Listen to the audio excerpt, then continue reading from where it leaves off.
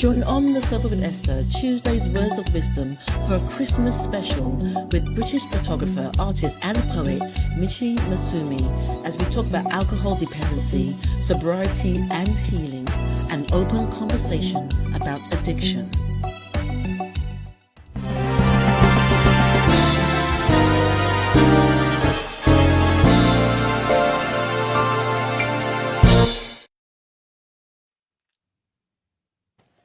Okay, there we go. Good morning, good evening, good afternoon, wherever you are across the globe. I'm just going to welcome on a dear friend and a wonderful human being as we're going to have a really powerful, honest, and open conversation, but a conversation that needs to be had on so many levels. So, welcoming Michi Masumi onto the platform. Welcome, Michi. Good evening, everyone. Good morning. Hiya, Esther. Let's do And this. let's do this. Let's do this. Welcome to On the Sofa with Esther, Tuesday's Words of Wisdom. And we really wanted to do this show at this time as we come into Christmas, as we're coming into the festivities, as we're coming to the end of the year. Excuse me, because there's so many people that will be dealing with so many different issues, and one is with alcohol. And Michi really wanted to talk about her journey and with alcohol addiction and how she got here and some of the things that she experienced that created, I would say, this, it's not so much a vacuum, but created this environment that she's been working to come through. And that's where the healing comes in. So, Michi, before I go any further, though, my dear, I'd like to ask my guests in a nutshell, in a peanut shell, in a crab shell, who is Michi Masumi? Oh, I'm still figuring that out. Shell. But yes, you know what? I'm just a everyday woman who has been through some challenges, but has been through some wonderful experiences. I'm creative, and I'm just learning that it's okay that I'm not perfect. It's okay for me to have my quirks. And actually, now I'm 50, I absolutely love the fact that I'm a little bit different. And that actually, that's the beauty of the world, that we're not all the same. But Absolutely. yeah, I think I'm just a person that if I can help by being transparent and honest about some of my challenges, then I feel that maybe I've contributed to something in the world that's of purpose. Brilliant. And why particularly did you want to come on the show, Michi, to explain about your addiction with alcohol and to share some of the journey around that? What was the reason at this moment in time, this time of year? Because I'm now in 3.5 years, past 3.5 years of sobriety, and my lived experiences, I can only talk, and I will only talk on my experiences because we're all different. Christmas was a really difficult time for me, managing my alcohol, and it was added stress that probably made me go even more down that line at the festive time of year. Also, we don't talk about it enough in the Black community, wherever you are in the world. We really do not. And also, the most important reason is the stigma that women who are dependent upon alcohol get in compared to men is absolutely unacceptable. And I think someone needs to stand up and say, look, it's an illness, we're sick. And regardless of our gender, the community, whether it's your Black community or the community where you live, your community of friends or work, we all need to start breaking down this stigma and stereotypes of what people think alcohol dependency looks like. And I thought by coming on to your wonderful show that maybe me being honest and putting myself out there And that's not to say other people have to, not at all. But I just felt we could open a conversation.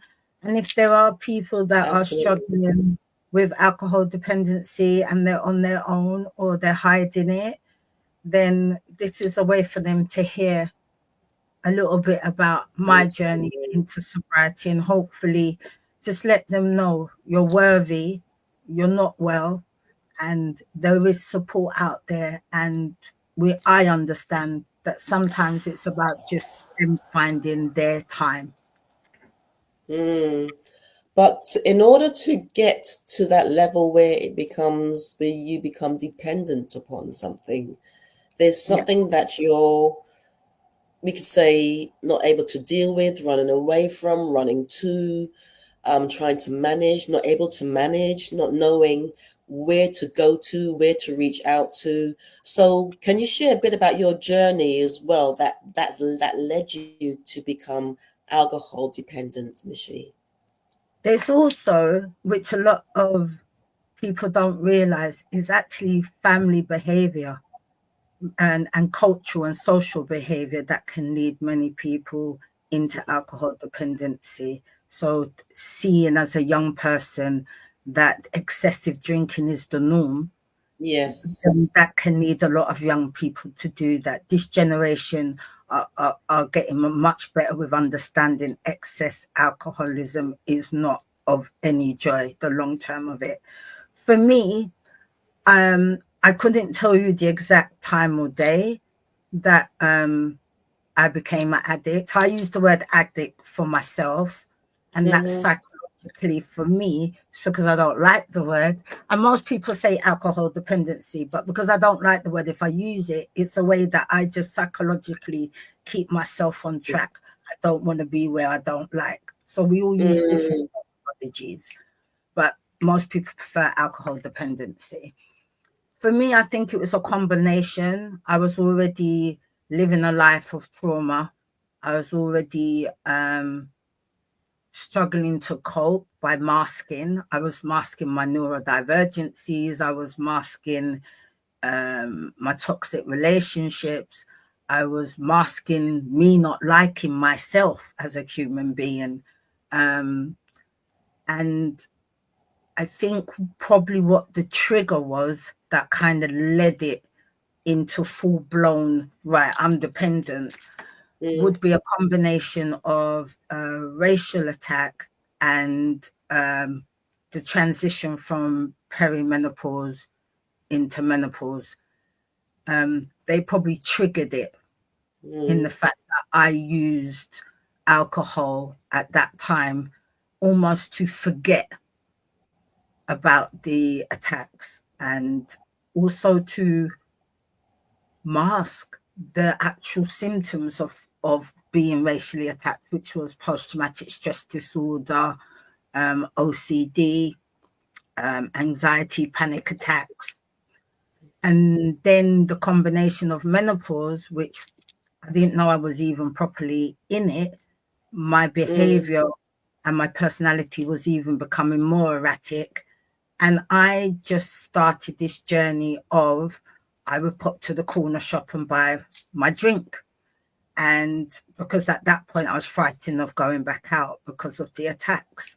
mm. And And sorry, it, Michi, how long ago was the attack? uh, 9 years and 7 years. We had two when I moved to Medway in Kent. So the first Okay. racial attack happened within 6 weeks of moving there. And Mm, then the second one was about 18 months after moving. I still live in Medway, and I've never had any issues since. But those two attacks really was the turning point and the trigger of all of the traumas and all of the before. neuro behavior that I didn't understand and I couldn't manage. Those racial attacks, the side effects of that was like the straw that broke the camel's back. And there isn't sufficient support in the community at the moment in the UK, and that's nothing to do with medical staff. It's the infrastructure is just broken. So there wasn't proper Mm. victims.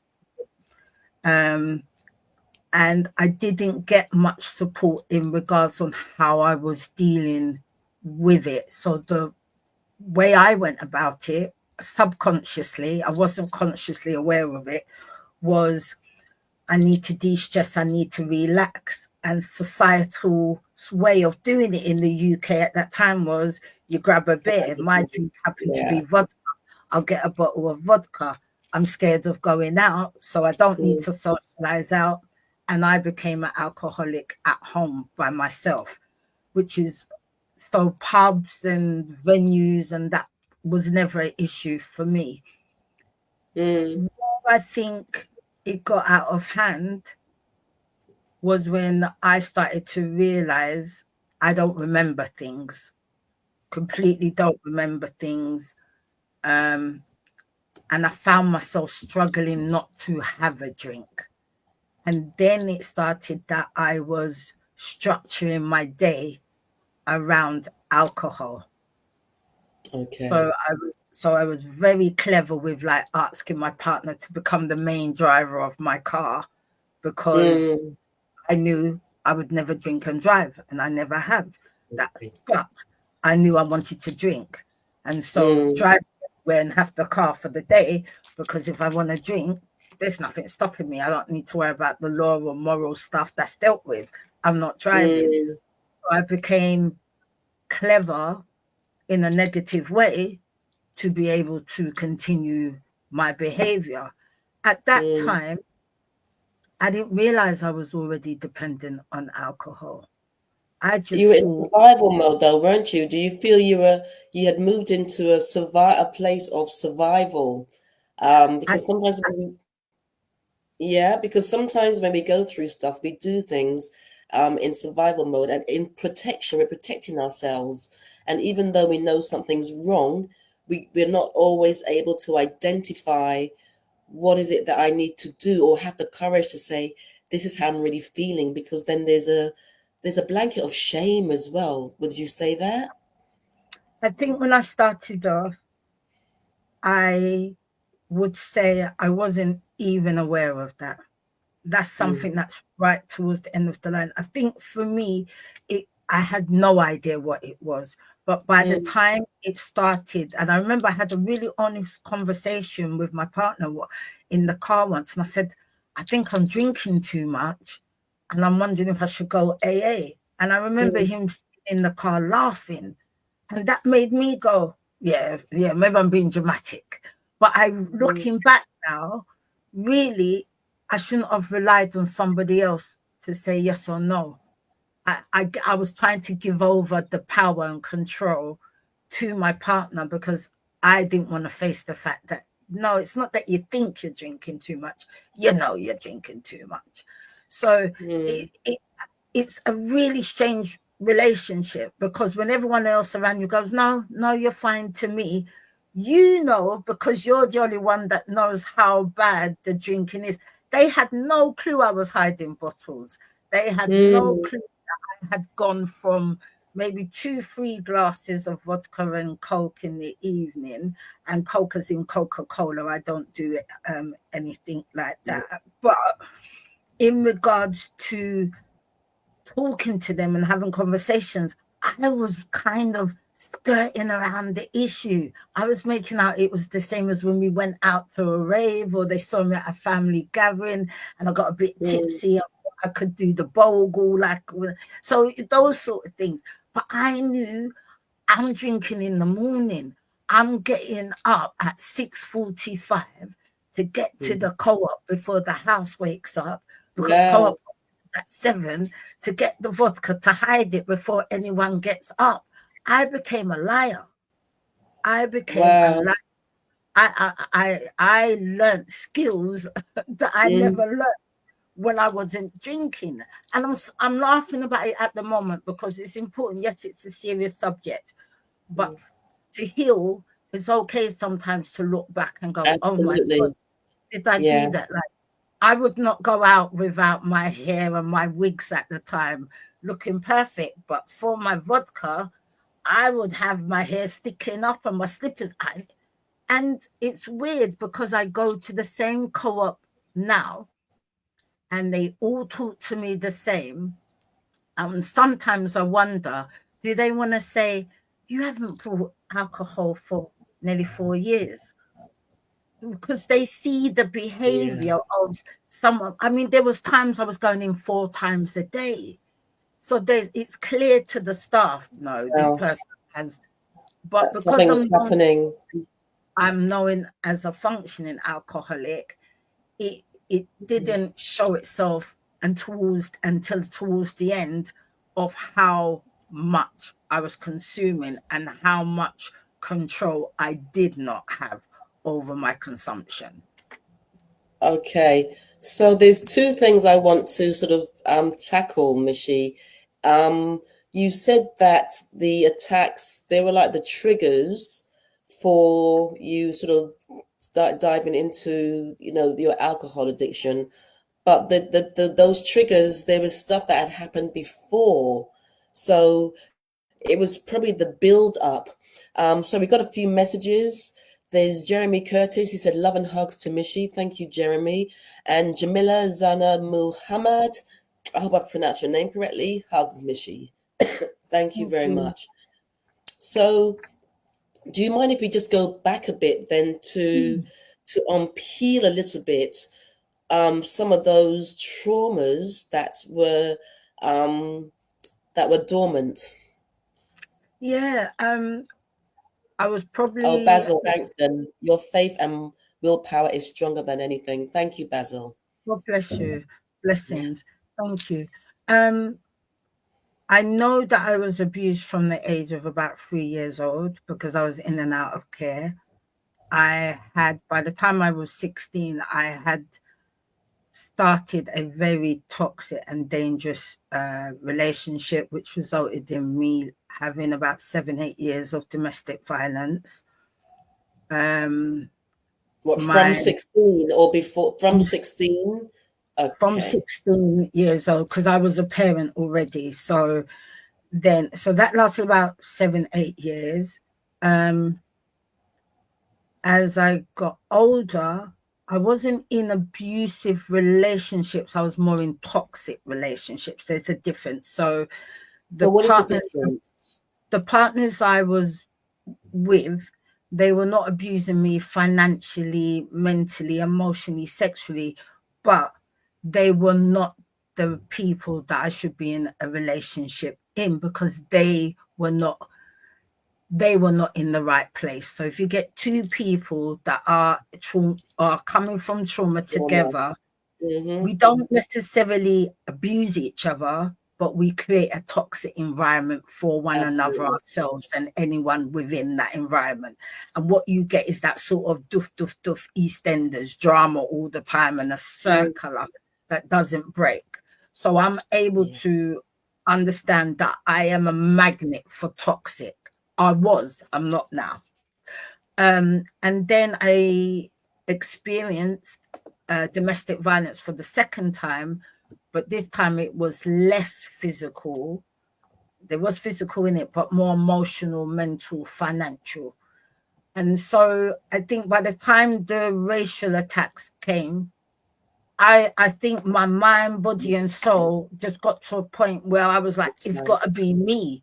There's something with me. And then you start to really you lose your way because the only thing I've ever not had issues with is being in England, being black.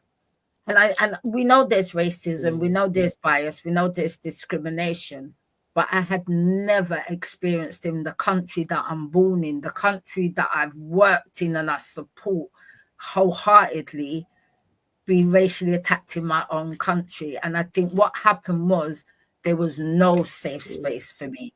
I felt that mm. physically there was nowhere, no one, and I was holding up a family.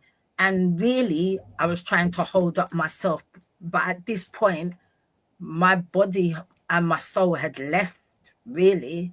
It had left this earth. And it might sound weird to say, No, no, it but doesn't. I was just literally, it was like there was nothing in it. anything that you would say was a spirit of somebody just left. And then I found Mm. myself stuck in post-traumatic stress disorder, stuck So in menopause, and stuck in a in an abusive relationship all at okay, once. So okay. yeah. So with the racial attack, so it was a physical attack, yeah. Yes, yes, And yes. was it more than one person, or was it? The first attack was more than one person, and the second attack, um, it was a group, but Okay. um, I wasn't the main person that got hurt in it. So Mm. yeah, I don't want it to seem like it was that. Um, I have to be Okay. careful because I have to respect other people that were involved. Um, what I will say is I'm quite a forgiving person. So Mm. in my eyes, I've forgiven them because I think they're educated incorrectly. And I think Mm.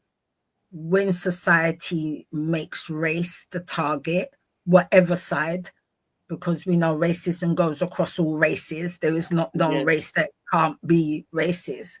I think what absolutely. happens is uneducated people who have issues with the way the government are running things look at the first newbies in their area who look different from them, and they take out their social Mm. issues and make it a race issue. And so for Yes. me, they're not nice people. I Mm. accept they're not, but I'm not going to hate them. I am not Mm. of I'm going to forgive them and I'm going to keep it moving. They're the ones that have to look back and say, why did we do this to this woman, her partner, and her kid? Um, Mm. so I keep it moving. Did it affect me? Absolutely. I hope that maybe they're listening and they Mm. understand the effects of their Yeah. behavior. But at the same time, I wish them healing and I hope they move on in their life in a better way. And, I leave that in the Almighty's hands. But We've I got a do few more. that's the triggers, yes. Okay, so we've got a few more comments. Jamila, keep standing strong, tall, beautiful queen. At Michi, Thank, you are whole. Your light shines and will continue to shine brighter, sweetheart. Alison thank you. Edwards, loving the honesty and clarity. Perimenopause, menopause can have such a significant effect on mental health. Never mind everything else you have dealt with. You are stronger than you know. Absolutely. Thank you. Thank you for your comments. And if there's any questions you'd like me to field to Michi Yes. as we have this discussion, let me know.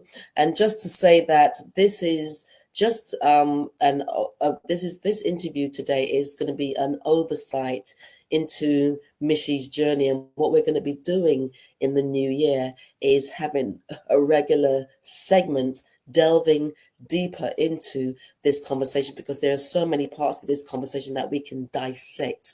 So thank you, Michi. So what I would like to do now is understand what was I know you mentioned the sort of catalyst for you turning to alcohol, but what was the catalyst when you realized I've got to do something about my addiction?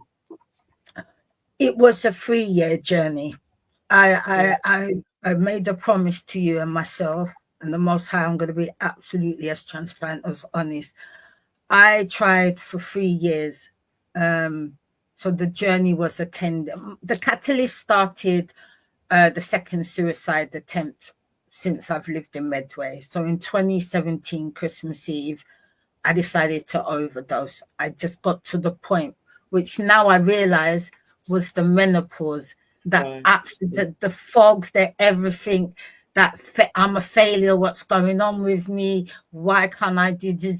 And it just all came out, and I was like, I don't want to be here. I know I don't want to be here. I don't Mm. deserve to be here. I'm a horrible person. The list just went on. I couldn't find one thing that I was worthy Yeah. of. I found a Mm. thousand things what I wasn't worthy of, which is amazing. And um, I woke up in Medway Hospital on a ward, and I thought I had died because, and I have to laugh because there were three older white women in the ward. You can imagine I haven't woken up for quite a while. It was that bad. And I looked, and obviously I'm a bit, what do you call it when you're a bit dazed? And I literally said, "Am I dead?" And they said, "No." I'm laughing now, but I had a conversation, and if they are listening, thank you so much, you angels. Absolutely, thank you, Angels, absolutely. angels, because they were older women who were sick, had family and friends. I was on my own. I'm from a different culture, a different race, and I had been through the racism when we came in Medway. So I was expecting to get similar behavior, which is why you should not just follow the stereotypes, get to know people's characters.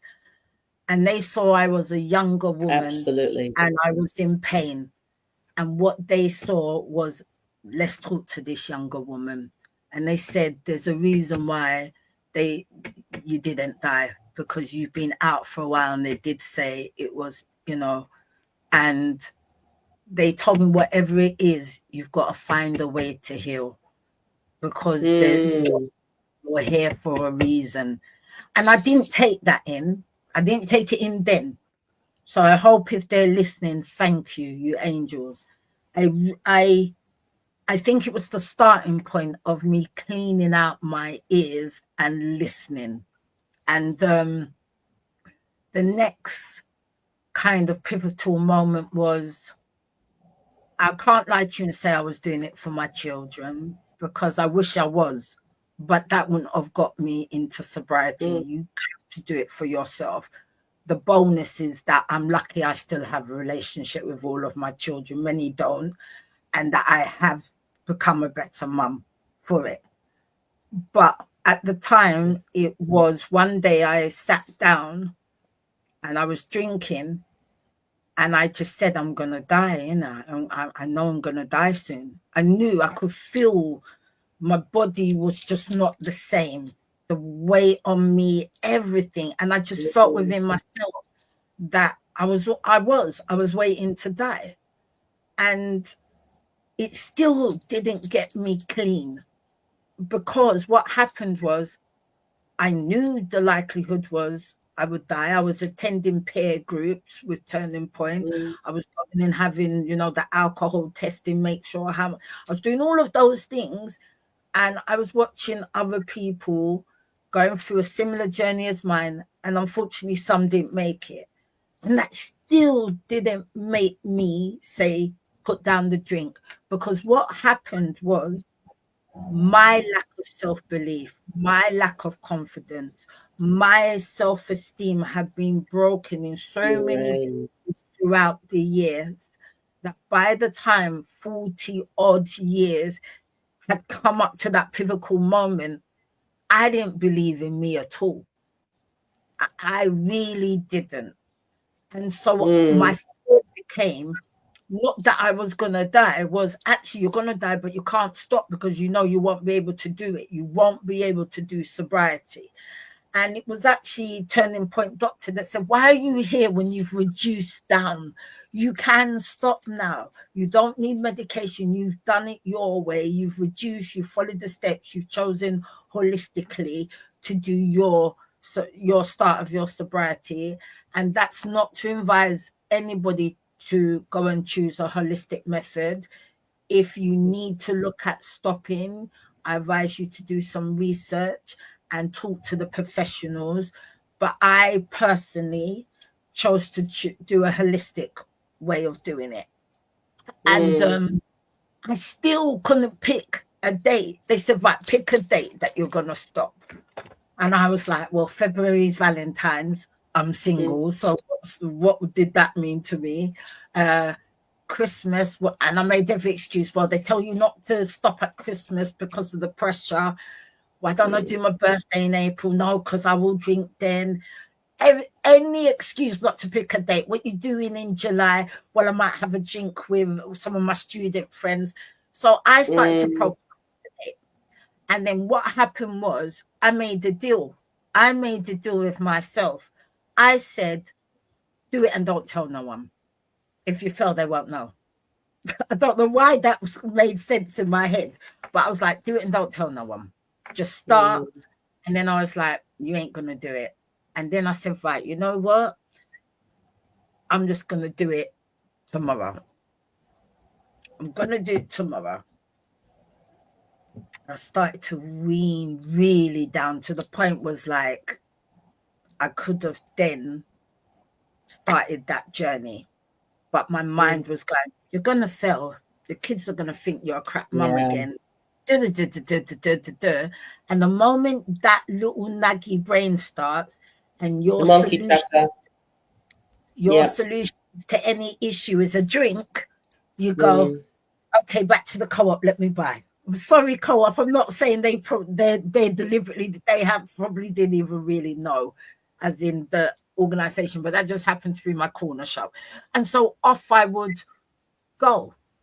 And it was really family, two aunties. They were like, well, right, we got you. So what's your excuse now?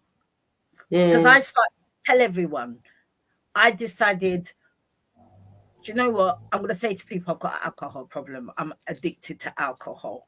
And part of me did that because I was hoping someone would wave a wand and go, right, we fixed you. I didn't want to Mm. be accountable for myself. Imagine that.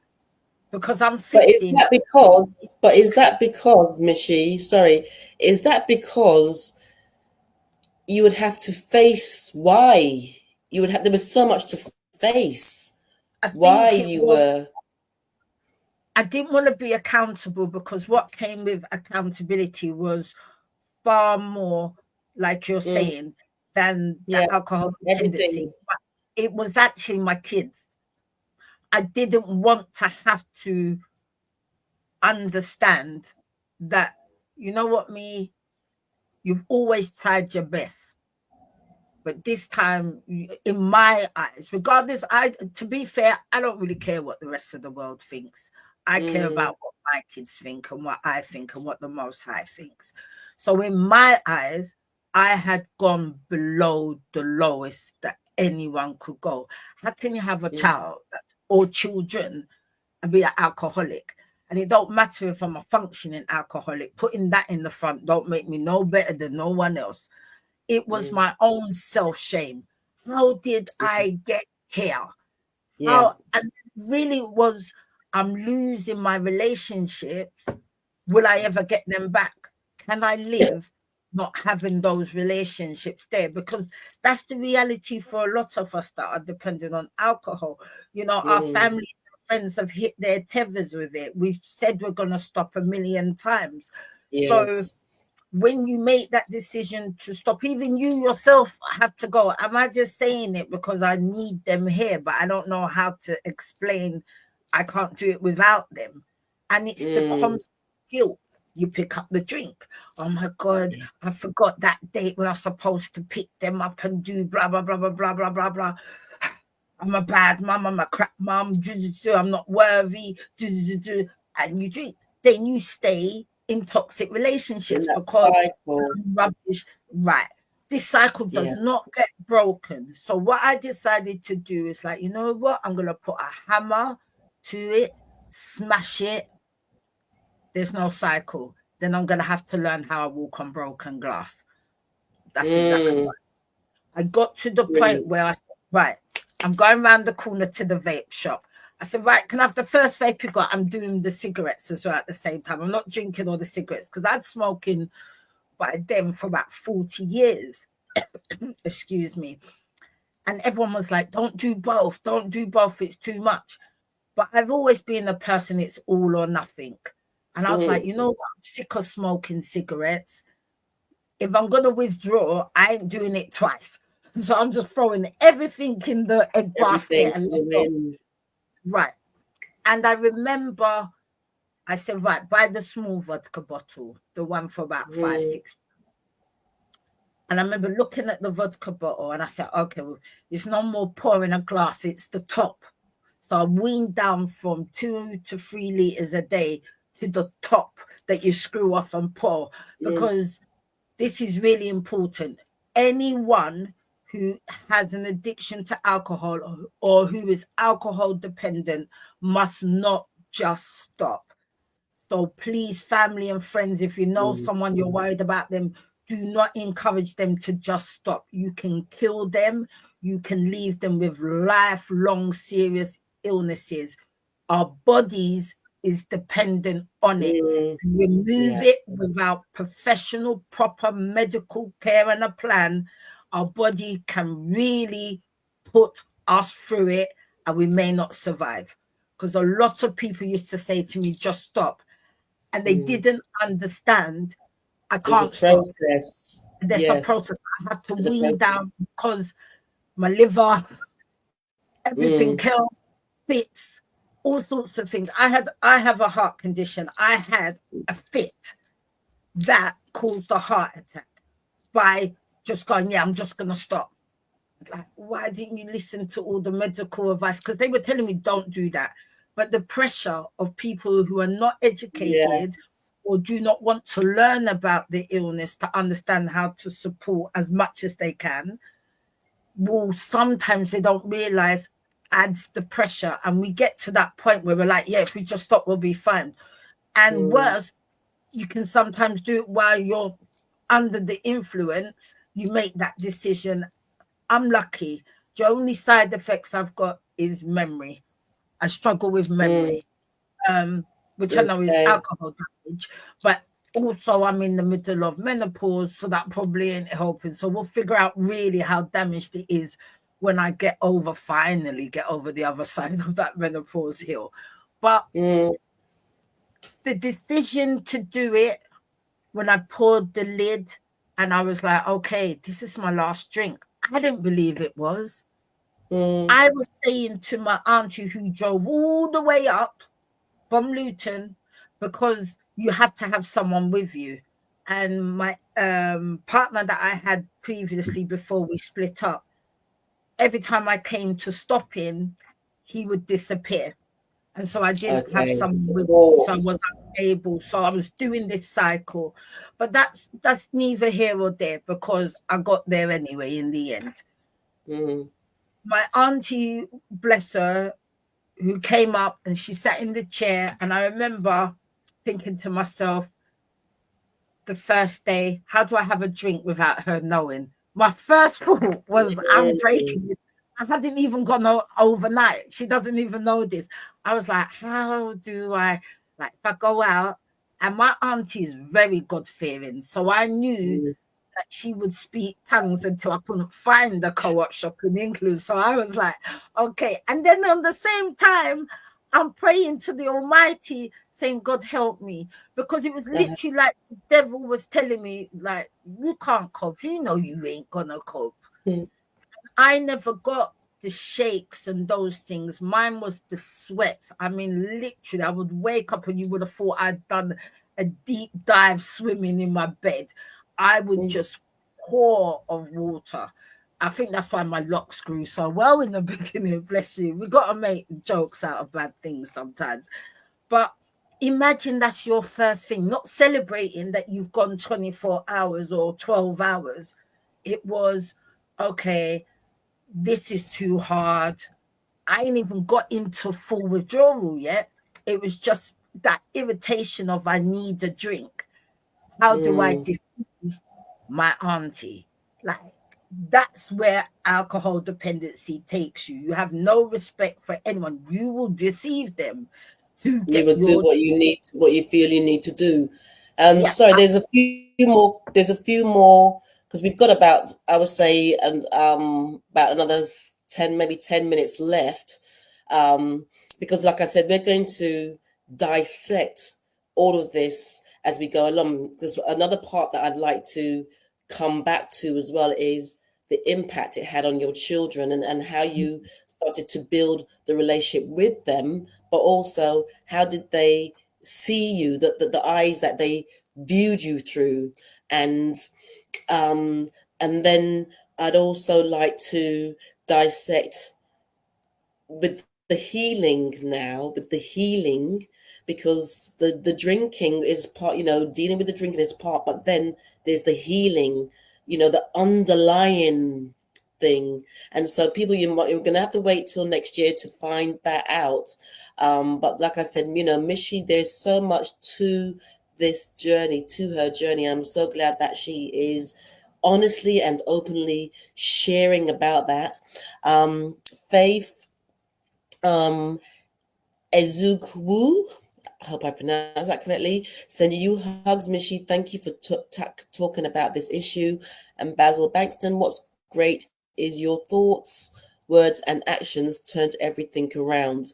And as I'm listening to you, even with the menopause, also when we come to that space of healing, also like you talked about, claiming and clawing back your confidence, because also what we think about something can really change how we experience that. And I feel that you are really coming into your power. So even with the menopause, we can put claim to that experience. Yes. Yeah. So we are, because and this is your story, but I know for myself, when I experience certain things, I'm not claiming it. I'm not calling it, this is mine. I am not saying I have this, I am. And it's interesting how even today we were talking about this with some other people, and they were talking about what they've experienced or what they've been feeling. And they said, we're not claiming that. We've been to hospital many times. They've done x-ray, this and that. They haven't found anything. And I feel you've come into that place where, because you're finding you again.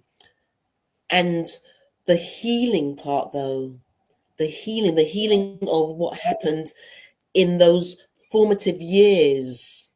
So one moment, Alison Edwards, can you comment on the journey of unmasking, please? What were the key steps, logic of it?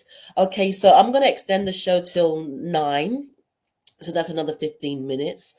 But if we can answer this, and then we'll sort of wind down. And like I said, in 2025, at the end of every month, we are going to keep on peeling, unpacking this, because this is important. And healing comes in many different ways. Whatever your baseline trauma is, if you can see healing as a way through.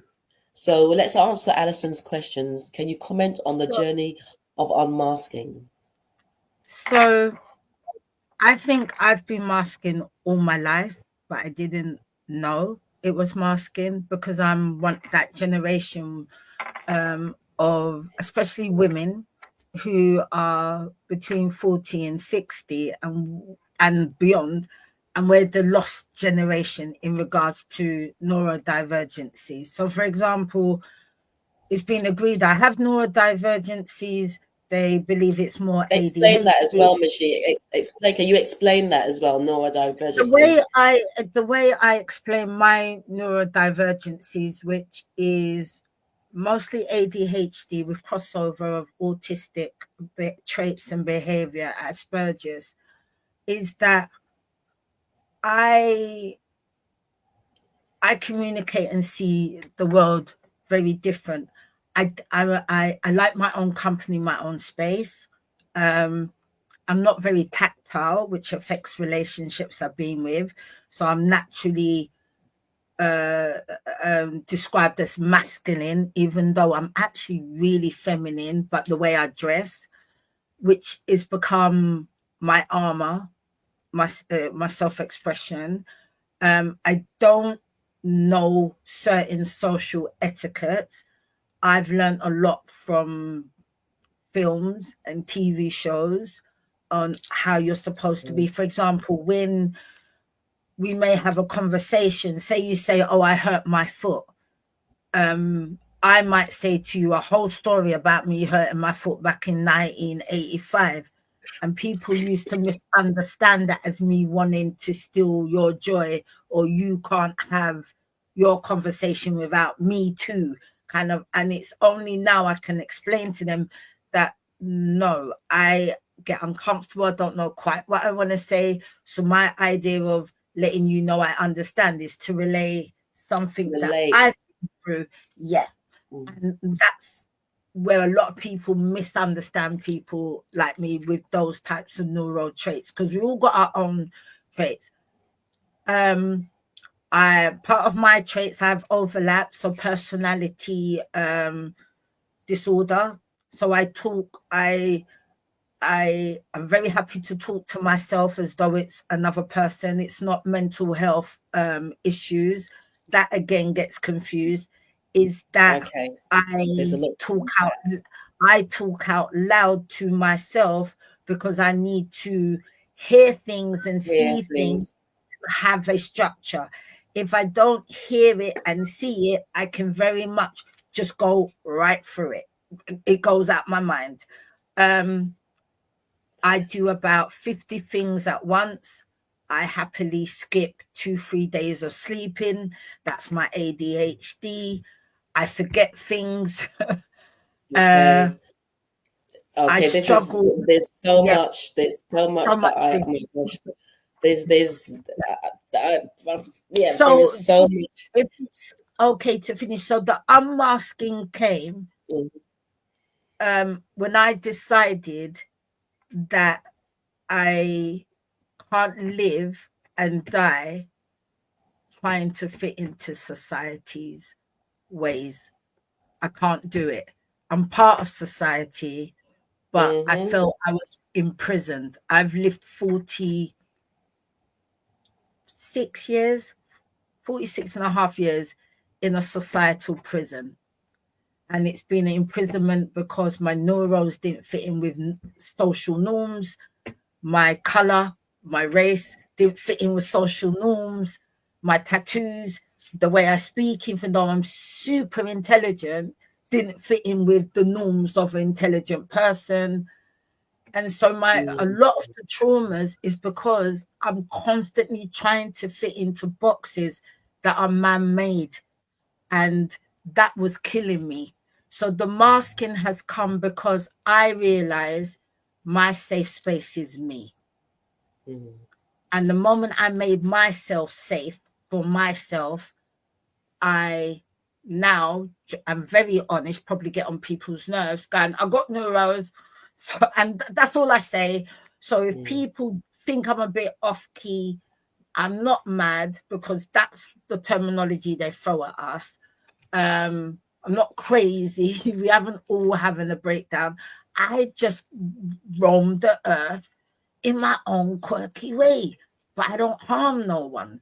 So Mm, live and let live. I'm mm, gonna this is unmask, and I'm a much more better human being. And actually, I'm better at my job. I'm better in the community when others are not forcing me to fit into their box. And I hope that okay. that's probably one of the most important things that I would love to say today. We really must stop putting people in our boxes. My box is not your box. Do you know what I mean, Esther? I've got to accept this is my box. I see the world quirky. You don't have to see the world that way.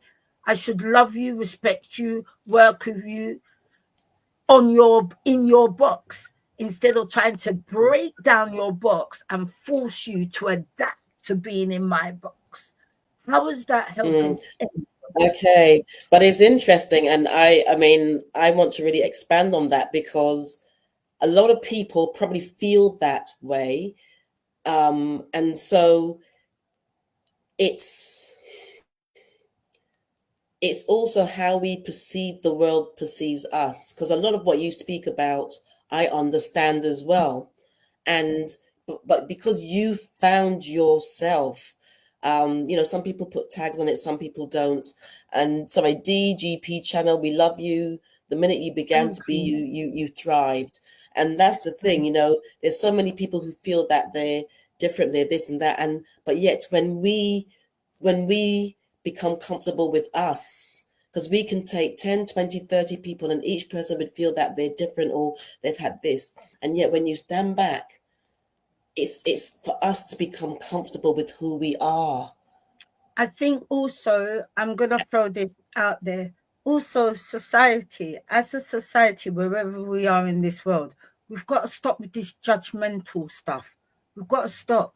We've really got to stop. We're killing our, misunderstanding. But we're that's killing humanity here. Like, it's really strange because obviously I fell pregnant at 15 and I was a mum, really young. And I see people talk about single mums and young mums like we're not of no worth. But how do you expect a young mum to be of worth at that young age when she's learning her worth? If we're all kicking her down, I'm just using that one example. We've got this thing and going on at the moment where whatever's going on in another part of society, we play God. I wouldn't do that. They're disgraceful. They're this. Well, you might not have never been in that situation. Like, you may be able to say morally, I disagree with that. No problem. I agree with that. But why are we battering someone who might be in pain, might be hurt, might be and struggling, and that's may never had why. someone say, let me help you. You might need Absolutely, and, something. and that's why healing.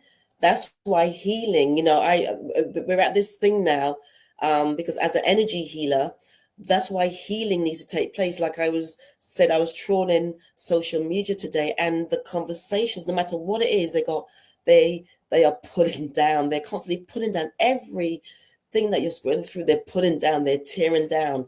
Whether it's the celebrities or whether it's this and that, they're pulling down. Someone puts up a picture and they're tearing down. And like someone said last week, so many people, they're behind closed doors and they're constantly throwing daggers. And that's why there's so much judgment out there, because people aren't dealing with their stuff, but behind closed doors, they're faceless. And it seems that it seems to absolve them. They feel it absolves them from facing reality.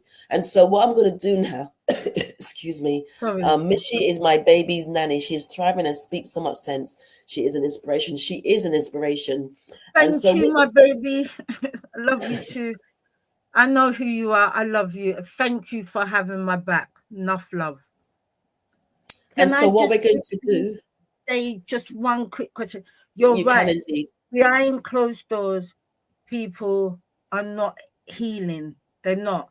But also, society is going through trauma, and society also needs healing. So we have a responsibility for our individual selves as parents. So I did therapy. Mm, I picked up the phone. I had no money. I was like, Midway, where's your free therapy? I went through talking therapies, and I remember going, okay, only rich people do therapy. And what got me to pick up the phone is I watch a TV series called Couples Therapy. It's one of my favorite programs in the world. And when you see therapy isn't about, and this is where people get confused, therapy is not about fixing. Therapy is about absolutely. understanding yourself so you can evaluate your situation you're in and you can make informed decisions. And Decisions. that is Absolutely. when I said, you know what?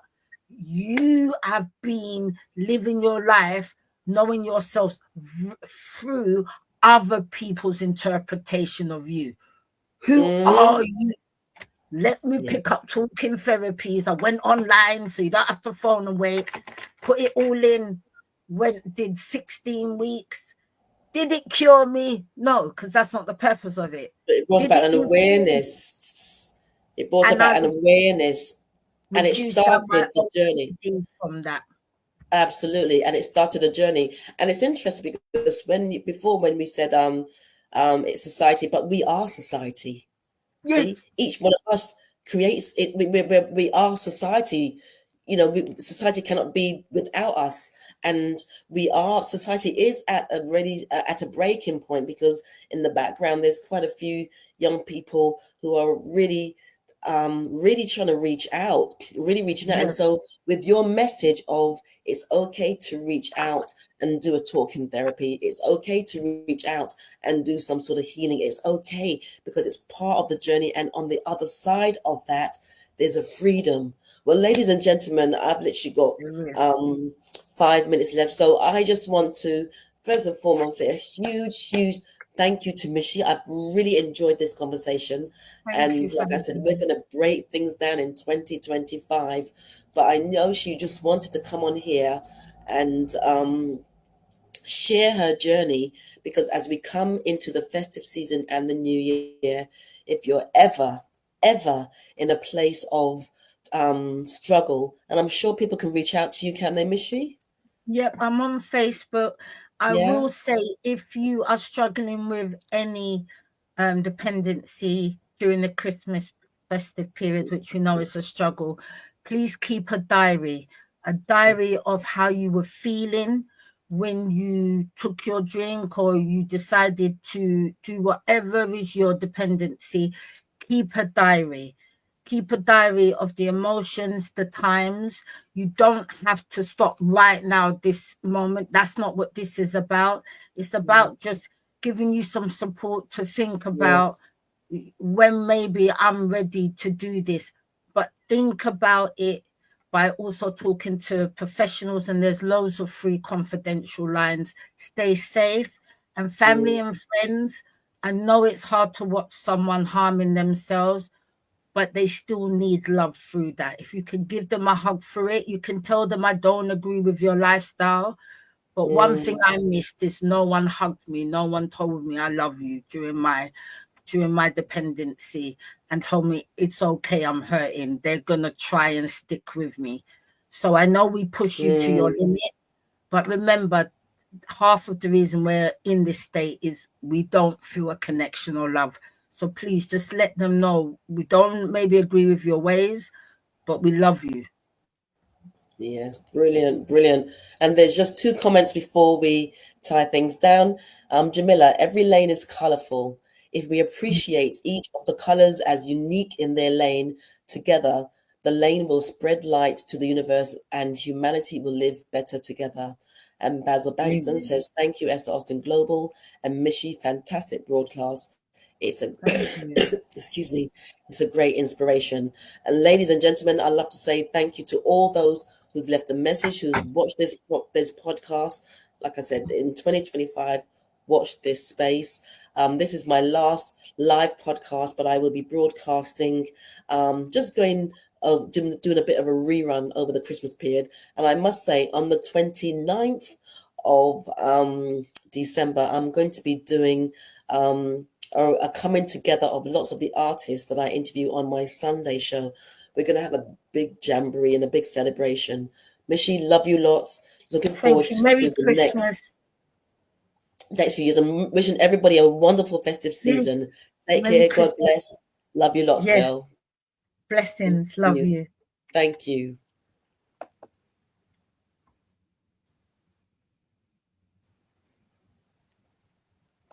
Okay. Can we talk?